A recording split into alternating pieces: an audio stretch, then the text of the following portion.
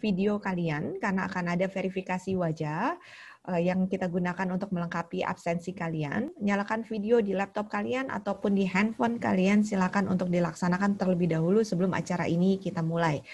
Dan juga diinformasikan untuk men-screenshotkan foto kalian dengan RCK Consulting sebagai bukti kalian bahwa kalian sudah mengikuti webinar pada hari ini dan disimpan bukti tersebut untuk survei di Kartu Prakerja ataupun di sekolahmu.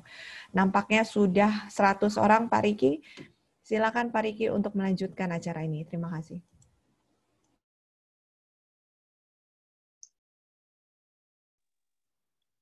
Oke, halo teman-teman. Selamat datang di webinarnya RCK. Untuk admin boleh video saya di highlight. Oke, baik. Terima kasih. Buat teman-teman, kita hari ini hadir bareng-bareng ya, menghadiri webinarnya RCK, mengikuti communication series-nya RCK. Communication series RCK ini communication series RCK ini dibuat agar teman-teman bisa mengekspresikan kemampuan diri Anda yang sebenarnya sudah ada. Sekarang ini teman-teman sudah punya kemampuan. Tapi kita mencoba merangkai tersebut menjadi teknik-teknik agar tidak terlupakan. Teknik wawancara kerja, teknik berbicara depan umum, teknik memasarkan kemampuan diri, teknik presentasi profesional, dan bekerja sama dalam tim. Semua menjadi satu.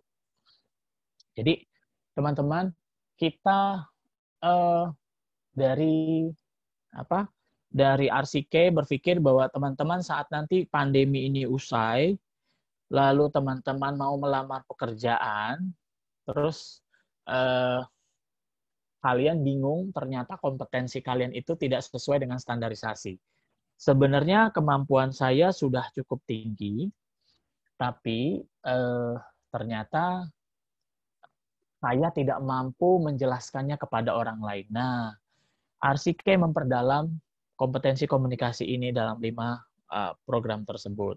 Jadi silakan buat teman-teman coba pelajari ulang teknik-teknik tersebut dan coba terapkan ke dalam dunia nyata, dunia real life gitu ya. Saya kasih contoh. Misalnya si Natania Nesa, saya interview wawancara kerja. Halo Natania, selamat datang. Misalnya silakan duduk. Coba perkenalkan diri Anda dalam 5 kalimat. Nah, karena kita tidak terbiasa mengkomunikasikan, informasi yang paling mendasar pun kita tidak mengerti cara menyampaikannya. Segala sesuatu yang sudah tertulis di CV yang kalian kirimkan kepada HRD, ternyata CV tersebut tidak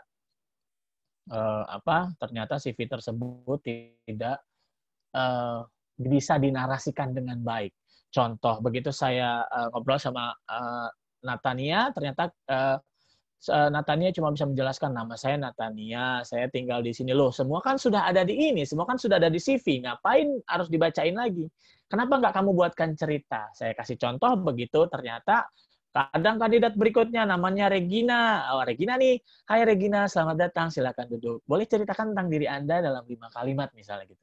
Lalu Regina menceritakan, halo Pak, seperti yang sudah tertulis, nama saya Regina. Biasanya orang-orang memanggil saya Gina. Dari kecil, saya senang sekali sama bidang ini dan ini dan ini dan ini dan ini. Kamu ceritakan. Jadi kebetulan rumah saya di daerah sini dan sekolah saya di daerah sini, saya selalu jalan kaki dan selama jalan kaki tersebut saya mendapatkan pengalaman ini. Pengalaman ini ternyata saya bisa membawanya ke dunia kerja, Pak. Saya kasih contoh misalnya di perusahaan Bapak membutuhkan skill A, skill B, skill C. Ini nyambung, Pak. Jadi ceritanya tuh beneran nyambung dengan kehidupan nyata. Boleh di-mute dulu, Min. Oke, ceritanya tuh nyambung dengan kehidupan nyata. Kenapa? Karena kita berpikir bahwa teman-teman yang sebenarnya pintar-pintar dalam bidang tertentu ini ternyata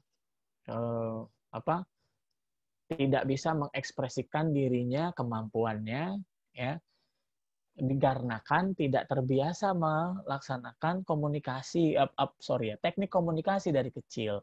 Jadi zaman kita sekolah, kita terbiasa mendengarkan, guru mencatat, menghafal, lalu tesnya tertulis, ya kan?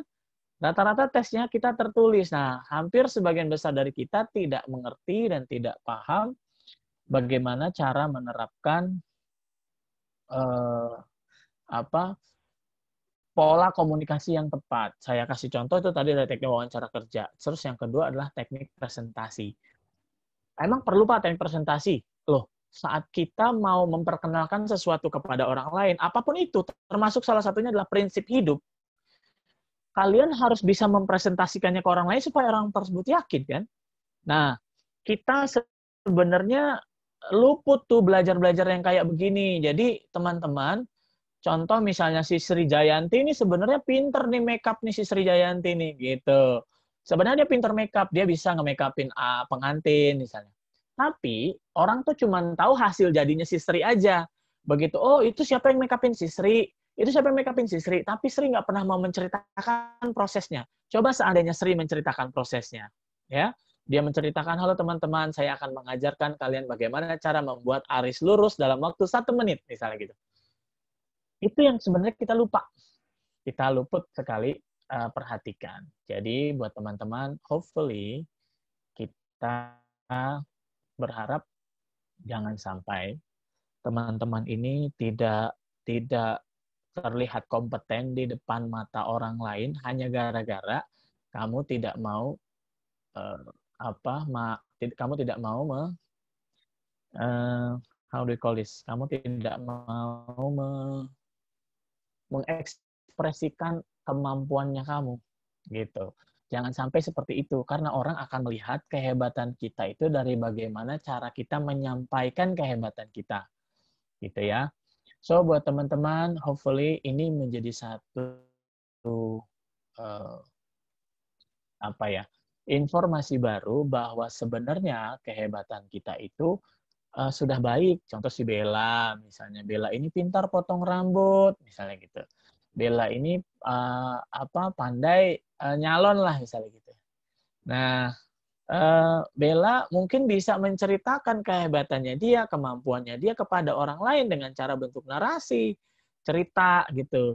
Jadi jangan sampai orang lain tuh luput kehebatan kita hanya gara-gara kita jadinya pendiam terus karena kita nggak tahu mau ngomong apa gitu ya, gitu.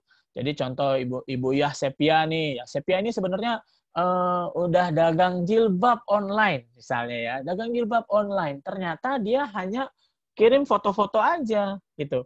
Nggak mau dia cara bikin tutorial, halo guys, gini loh cara menggunakan hijab yang segi 4 tuh modelnya kayak begini, cara pakainya ini dalam waktu cepat. Kalau kayak gitu orang tuh jadi respect sama kita bahwa oh dia sebagai penjual juga dia mengajarkan kepada kita pun juga orang jadinya yakin sama apa yang kita ucapkan. Makanya belajar apapun kalau kalian tidak mempraktekkannya dengan mengilmu komunikasi tidak akan bisa mencapai hasil yang maksimal. Contoh si Irfan Fauzi. Si Irfan Fauzi ini biasanya nih si Irfan nih, wah Pak saya mah anak muda Pak, saya jagonya main Mobile Legends sama PUBG, emang ngaruh Pak sama dunia pekerjaan? Loh, kalau kita pandai mengolah informasinya, bisa saja. Ya enggak? Oke, bisa saja. Jadi sebenarnya teman-teman, coba kalian perhatikan kalau misalnya ternyata kalian lihat perjalanan hidup kalian kalau disambungkan ke dalam dunia profesional alias ke dunia nyata itu nyambung apa enggak? Misalnya gitu ya, Pak, saya itu demen main PUBG sama Mobile Legend. Saya ahli strategi. Saya bisa mendelegasikan orang-orang untuk bagaimana dia mencapai goal kita bersama. Coba kalau saat saya main PUBG, kamu ke sebelah selatan, kamu sebelah barat, coba lihat di atas sini ada apa, di apa segala macam. Saya bisa juga menganalogikan ini sebagai pekerjaan. Saat saya melihat, saya dimasukkan ke dalam satu grup, satu departemen, saya bisa melihat potensi setiap individu. Dengan kayak gitu, saya bisa menjabarkan job description-nya mereka dan mengkomunikasikannya kepada mereka. Apa fungsinya Anda di bagian ini, apa fungsinya Anda di bagian itu. Apakah semua pengalaman hidup kita sia-sia? No. Tidak ada pengalaman hidup kita yang sia-sia satupun, asal kita bisa merangkainya menjadi suatu manfaat. Gitu. Jadi manfaat tersebut yang apa ya kita bilang, manfaat tersebut menjadi satu hal yang bisa kita ceritakan kepada orang dikarenakan kita pandai menarasikannya.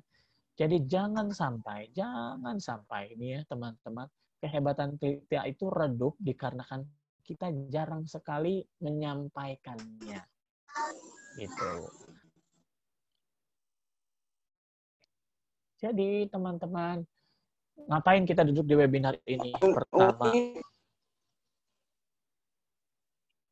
Pertama kita mau menyambungkan apa yang kalian kita mau menyambungkan apa yang kalian pelajari secara teori. Semua teori itu bagus. Yang jadi masalah adalah aplikasinya seperti apa. Ya kan? Ini yang paling penting, bahwa pengaplikasian teori tersebut harus relevan dengan dunia nyata. Contoh si Halim, misalnya.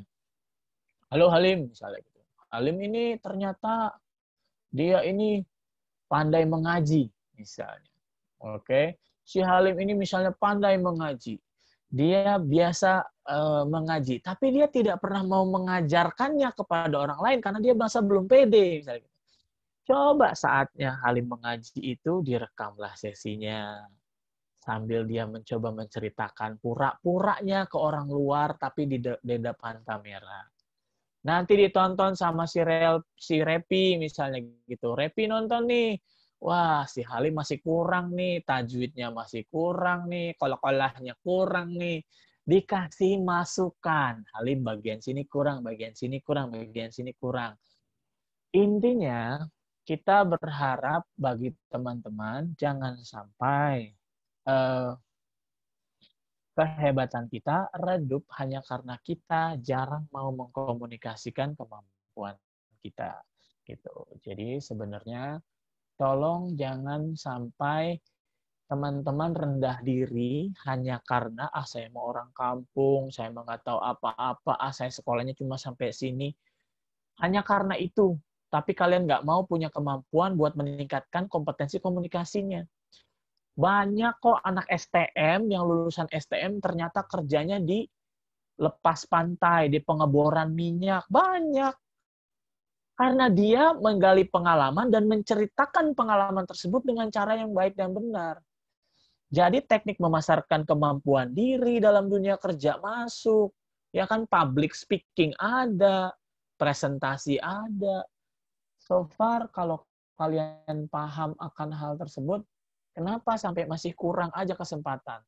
Era pandemi ini akan usai, jangan sampai. Era pandemi ini akan usai, jangan sampai kalian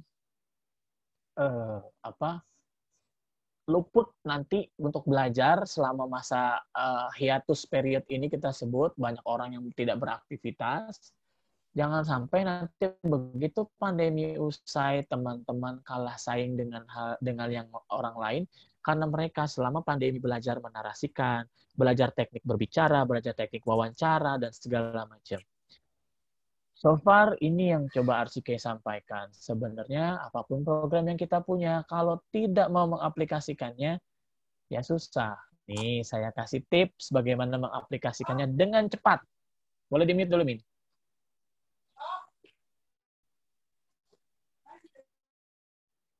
Cara mengaplikasikan yang cepat. Setelah saya dari webinar, silahkan kalian pertama siapkan handphone Anda, kamera depan Anda, lalu setelah itu apa yang perlu kalian lakukan, rekamlah diri kalian mereview sesi webinar ini.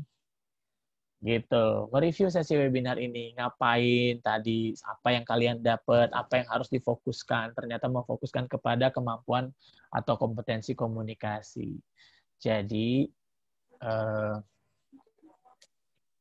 kita berpikir bahwa jangan sampai apa yang kita achieve selama ini tidak sampai kepada orang lain. Yuk, belajar rekam. Jangan dulu diposting. Coba kalian tonton dulu. Tonton dulu apakah sudah bagus atau belum gitu ya. Kalau ternyata sudah bagus, mungkin kalian bisa posting di sosial media. Bayangkan betapa bingungnya teman-teman kalian yang biasanya si Wan Afandi nih statusnya tuh galau-galau kalau di Facebook gitu ya. Ternyata tiba-tiba statusnya jadi keren, ngebahas sesuatu, nge-review sesuatu, ya kan bahasanya tertata dengan baik.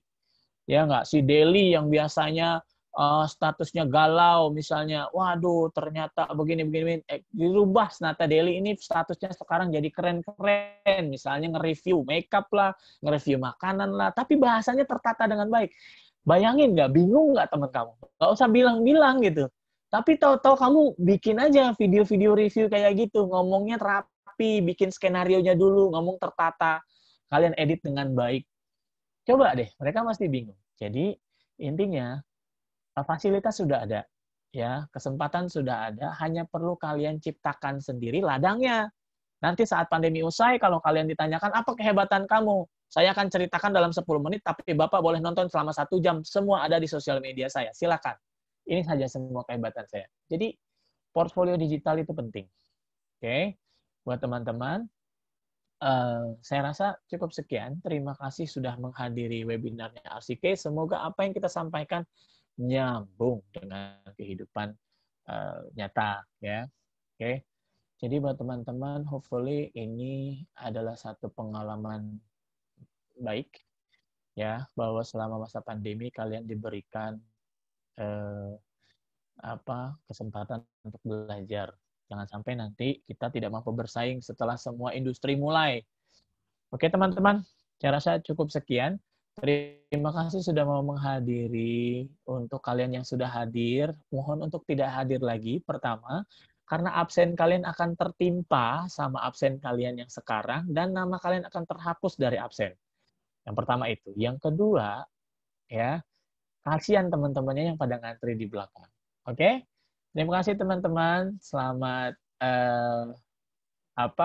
beraktivitas kembali. Salam sehat selalu, jaga protokol kesehatan ya. Jangan lupa pakai maskernya di mulut, jangan di jidat. Oke? Terima kasih. Silakan admin.